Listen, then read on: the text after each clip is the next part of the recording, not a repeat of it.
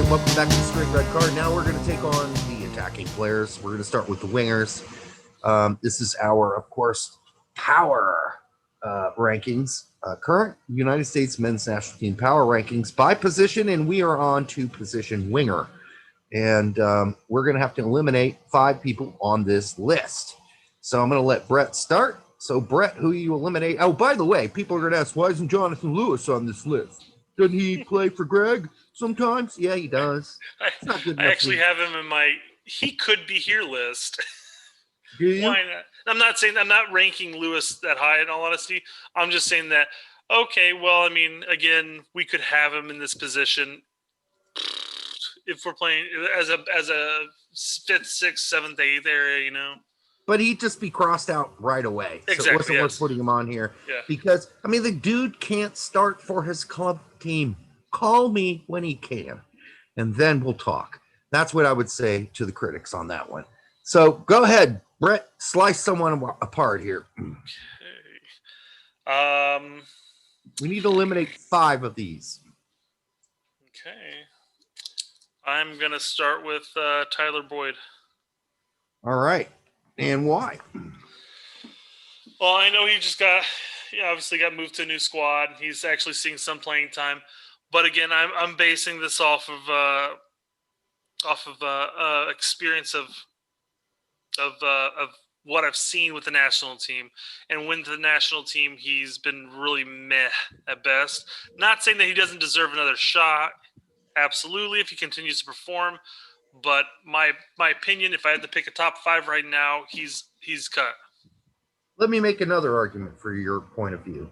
Club team. So when Besiktas had to cut some international players, they didn't get rid of Kyle Larin. They didn't get rid of the other Canadian player on their team.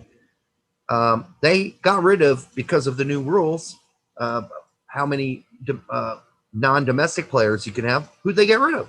They got rid of Tyler Boyd. Dude sat around for 4 or 5 months not playing soccer.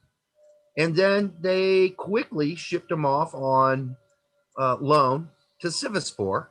And yeah, he started out getting a lot of minutes at Sivasspor, but his minutes are already starting to kind of drop off.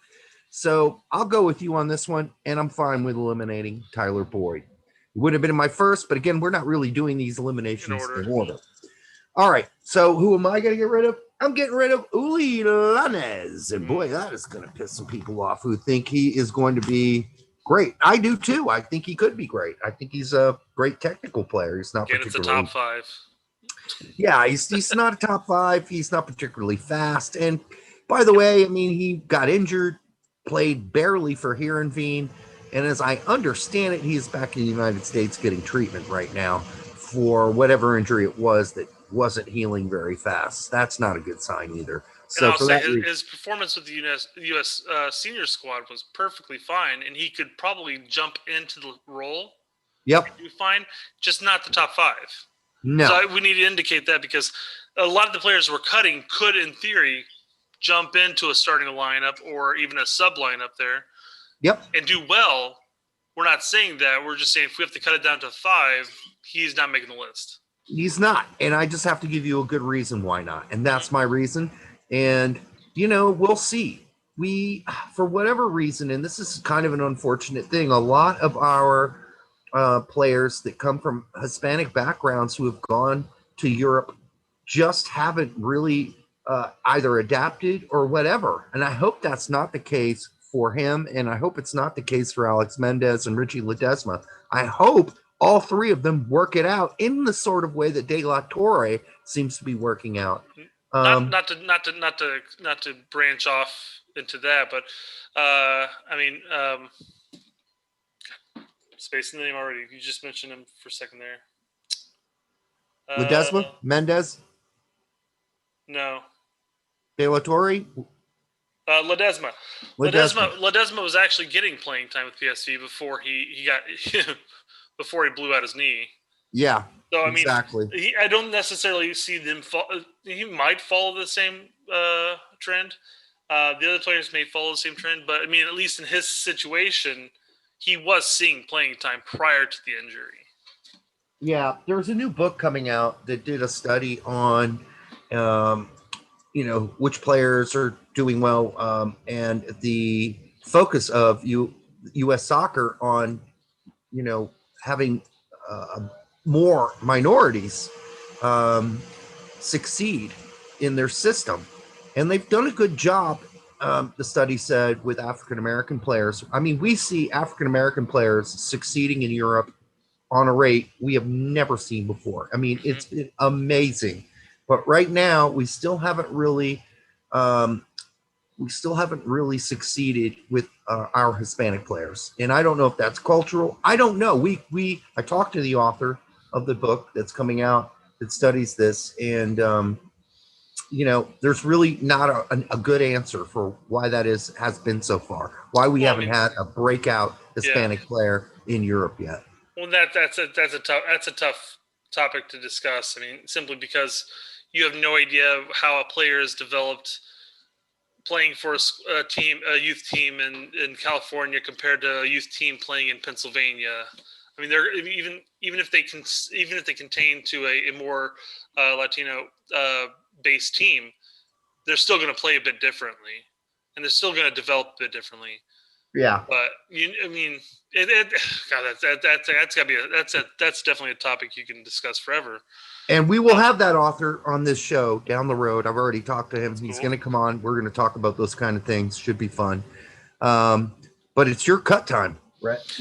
Gonna go with the easy one this time, and this only easy because his new nickname has to be Mr. Glass. And it's Jordan Morris blowing out his knee for the second time.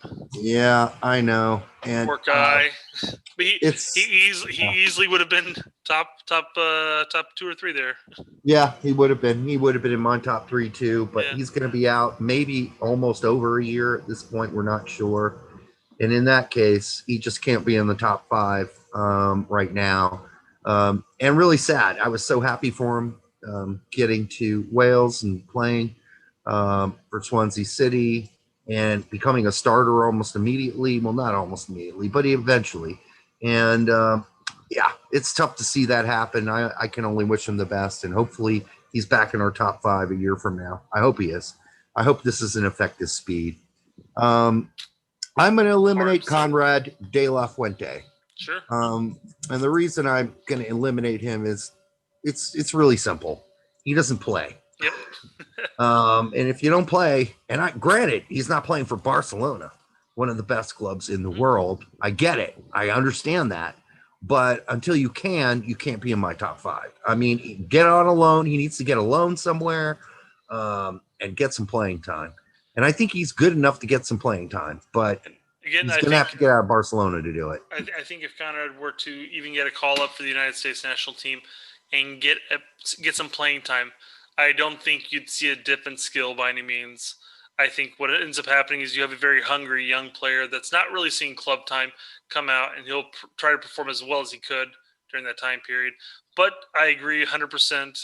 You're not starting with your club. You're not playing practically ever. Sorry, you're not making the top 5. Yeah, it's another Ethan Horvath situation for me, So we'll see. I mean, there have been so many opportunities where I thought that there were games when Barcelona was up, 3 goals with 5 minutes to go. I thought he'd get his debut, but and this is where the controversy comes into play, because people are going to come at us saying, well, insert promising player here is better than said developed veteran MLS player here. Well, sure, I guess you can make that argument, but I wouldn't trust it when it comes to a game on the line, No, I mean, the player needs to play. Yeah. I mean, I only give like a player who is young and developing that extra little, nudge forward when they're at least playing, like getting 20 minutes a game, at least 10, 20 minutes here and there. Then I'll go, okay, all right, I'll give you a little bit. You're not just a young player. A good example is Richards, right? Although he is playing regularly for Hoffenheim. It's a little bit different now. But that was very recent. Yet I still would have had Richards in my top 5. It's Probably closer. Sadly, it's probably closer to bring up somebody the likes of Reyna or Pulisic in the sense that they're only getting, some sub minutes here and there type of thing. No, mind Right. you can take into consideration their consistent play over the past. But Well, that's what I'm saying. at least Reyna, well, he got the start last weekend, which was good. And then Pulisic got his usual 10 or 15 or 20. Yeah, about 20. Yeah. Yeah. So, yeah, but I get what you're saying. In fairness to Pulisic, though, he was at least the first sub in. Now that could just be an argument that could be made as far as how long do you hold off before you make your first sub when you have absolutely zero offensive presence and a 0-0 tie. Yeah. Maybe we should wait till the 70th minute before we make a sub. And when your team desperately needs somebody who can take other players on one-on-one and pass them and then, make a move upfield. But no one in that game with Man United was really interested in offense. So it was a pretty boring freaking game. That's one of the it was the most boring game I have seen in years. Yeah. So you've got one more to axe. And I'm going to go with Emmanuel Sabi. Sabi? Me too. Listen, I know he just scored a goal this weekend for OB, but he's playing in an inferior league, and he's been up and down. He seems to have some sort of issues with work in past clubs with managers. That's sort of outside the realm of what we're talking about reason. But I just haven't seen enough of him that impressed me that I'm gonna have to leave him out right now. It's hard to make it. It's hard to make an overall decision on him when he hasn't really seen playing time with the national team. I would like to see him get an opportunity. Maybe that's in the future. But the top 5 I went with all have national team playing time, so I can't say that he would make that. Well, and I think that's one way to approach it. The other way is just to simply look at his club performances. He's not like a nail-in starter for OB. And, he's so hit and miss with his own club. And, he's not playing in the greatest of league. A league that's really not better than MLS. I mean, careful there.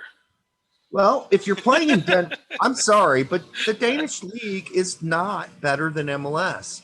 So let's say that the Danish league and MLS are equal. Let's just say that for the purposes of this discussion. Even if they were equal, he's not giving us performances that blow my mind or anything like that for OB. So he'd probably be a really decent MLS player, but he is not yet on my top 5. So, and quite frankly, for me one way to make my decisions on this top 5 list as a whole is when looking at the national team performances that players come and they perform and everything like that, and you can go off of that, but because a player is performing well at a club doesn't necessarily mean they're going to perform well with the national team. And I think the key example for that would be Timmy Chandler. Or Anthony Robinson. You just have players that do well at the club level for whatever reason and then just show up non-existent for the national team. Or maybe they have good games, maybe they have a lot of bad games and, flashy moments, but then just questionable blunders. So I mean, my take really is that I can't just solely base it off of, well, this person's playing consistently for this insert club here at insert league here. I have to take into consideration also how they performed in the past with us. Not everybody has time with us, which also hurts them in my opinion. Yep. But I think that's only one way to do it. I think you have to combine the two, and then you have to ask your manager if Timmy Chandler is one of the best attacking right backs, wing backs in the Bundesliga, and he's not anymore, but at one time he was looking like he was, a very serviceable Bundesliga winger. If you're playing him at back and he's a winger, you can't convert every winger to a back. some of Timmy Chandler's former club teams try to convert him to a back as well. And he played it back a lot. And it's just not his thing. He's not a great defender. He's a really good attacker. At least he was last season. Not so much this season. He doesn't even play anymore. But yeah, I see what you're saying. And that probably hurt him in the end because he was playing out wide for his club at the time whenever the U.S. brought him in. And so maybe he got pigeonholed into that position with us, and that played against him. It certainly did, and it didn't help us. We had very few backs to pick from. Yes, that was probably the big thing, too, because quite frankly, at any game, he was always going to be considered either starting right back or starting left back, depending on what options are available. Most likely starting left back because, God forbid, we ever have an actual left back, We do now. But I don't know if he's the 100% solution, but we'll go with Anthony Robinson, I'm sure, for the time being. Or Des can play out there, too. But that leaves us, and my number one was Christian Pulisic. Sure, absolutely. That's not even debatable. Had Reyna been in the wing group, he would have been my number two. Yep, I had to mark him off. Yep, he would have been my number two as well. But since he's not, I have Weah as the number two. I have Weah as my new number two now. And let's see. Who did you have as three? My new number three is going to be Muller. Okay. I went with Areola. He's my four. And the reason I went with Areola is, number one, he is overseas right now, and that's not necessarily the only reason, but he's playing a few minutes here and there for Swansea. He's reliable. I don't know. I'll have to go with you on Muller on this one. I'll give him a 4. He's done so well in the few games that he's had with the national team. Now, mind you, they've been against weak opposition, and Areola definitely has a history with us. So, I mean, I could see why we could have even flip-flopped them if we needed to. But if I had to pick between the two as of right now, and Areola just came back from an injury before he had the January camp and before he went to Swansea, which is kind of a sketchy move, just coming back from injury. But as we saw with Morris, but he didn't just come back from injury, but still. I don't know. I like Chris's game, so I'm not gonna mess with anything there. I mean, the thing about it, Muller, is that he is limited. I think we've seen the best of Muller. I don't think he's going to get much better than what he is. That was a hell of a start for his international against weak opposition, but he's had 2 absolutely stellar games for the national team squad. So, I mean, whether or not he can continue that or whether he can continue that against higher opposition, I don't know. And Areola does have, like I said, has a history with us, so maybe you can go off of that as the tiebreaker. Yeah, I think I am, because I think we know what we're going to get out of Areola. And I think we're still wondering about Muller. And I like Muller. I've liked him since the first game I ever saw him play at Orlando. I've liked him a lot. And I like what he did in that friendly against, as you said, ridiculous opposition. I mean, he probably would have scored in that game. But hey, wait a second. No, I'm sticking with my 3 and 4, but I agree with you in the sense that if you want to go ahead and just for the sheer instance of this this podcast, put Areola at 3, and Muller at 4. That's perfectly fine with me. Yeah, and then that leaves you Gioacchini at 5. Gioacchini. And my reason for this is he's not like a locked-in starter for Cayenne. He just isn't. He's off and on again, off again. He gets pulled at like the 60th minute in games because he's not having a good game. He's not played that well for Cayenne this season. I'm sorry. He just hasn't. Yes, he did well for us. He poached some goals for us during friendly games versus weak opposition, but I'm not sold on him yet. I'm sorry. I'm just not. I mean, given the options available, we marked off 5 players. 4. Well, technically, he wouldn't have even made the list if Morris didn't blow out his knee. Correct. So Morris would have been third. Yeah. So saying that, or if Reyna is included, Reyna. Reyna. That's what I said. You didn't hear anything wrong there, Reyna. But if Reyna was on this list, which he should be, because that's the position he's going to play under Berhalter, he wouldn't see the guy. Wouldn't he wouldn't see the list either. So I'm just saying exactly. And Weah would end up not starting, but based on the situation we're in right now, coming up for qualifiers, Nations League, whatever, Weah's got to be the other guy on the wing right now. So and I say that if assuming that you want Reyna to start as a central attacking midfielder, right? Exactly. But do I believe that's going to happen? No, I think Reyna is going to start as a outside winger. So whether or not opposite of Pulisic, let's just put it that way. It doesn't really matter right or left. It doesn't matter. And quite frankly, he more or less plays that position anyways for Dortmund. So, and I think the question's going to be, Brett, do you play Reyna out left because he's really good and was really good for Dortmund when he was playing out left because he could cut in on his right foot and he's got a deadly right foot. Whereas Pulisic, he can do that too, so who's better at that right now? I think very similar to Reyna's situation at Dortmund. I think what you're going to find with Pulisic and him is that you're going to find them very fluid. So they're going to be moving all around, and they'll be out right sometimes, they'll be out left sometimes. I don't think they'll be assigned a certain position, but I think that they're going to be the fluid movement. I don't think it's going to be fluid. I think Berhalter will switch them consciously through the game. Oh, okay.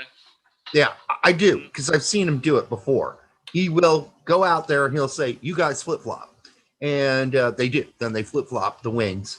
I think Pulisic is more comfortable playing on the right than Reyna is, but they both don't like playing on the right. They both rather play on the left. So we'll see what happens then. Everybody who's right-footed wants to be able to cut into the middle with the right foot. Hell yeah, and put a curler into the corner? You bet. The key there is to learn how to shoot with your left. Oh, well, that never was one of my strengths. Oh, I was all power with my right foot, accuracy with my left foot. Yeah, left foot I could pass with my left foot, but I couldn't shoot worth a shit.